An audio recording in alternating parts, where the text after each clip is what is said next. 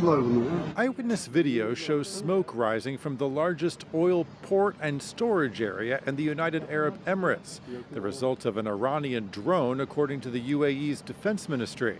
Experts say the Fujairah oil industry zone on the country's eastern coast is a key target, given it feeds a pipeline that runs across the UAE, allowing oil shipments to bypass the Strait of Hormuz, which is currently under a dual blockade by Iran and the U.S. The more that terminal comes under fire from Iran, the less it's an option for ships to pick up anything from that pipeline that runs through to the very opening of the Indian Ocean. It's not the first time the Iranians have targeted the Fujairah port. There was a similar attack back on March 3rd.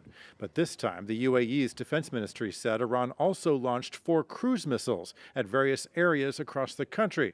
It said 3 were successfully engaged over the country's territorial waters, while 1 fell in the sea. On Monday, Iranian state TV aired images of the country's navy shooting what it said were warning shots at U.S. destroyers. But Tehran appears to be turning once again against U.S. allies in the region, including the UAE.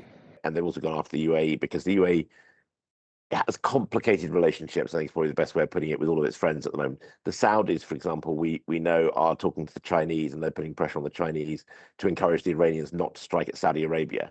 So UAE is putting itself in a particularly sort of unique position.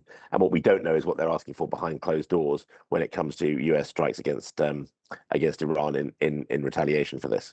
Earlier in the day, the UAE's energy minister was at a forum where he discussed his country's recent decision to leave OPEC. He said the best-case scenario was that no one would control the Strait of Hormuz.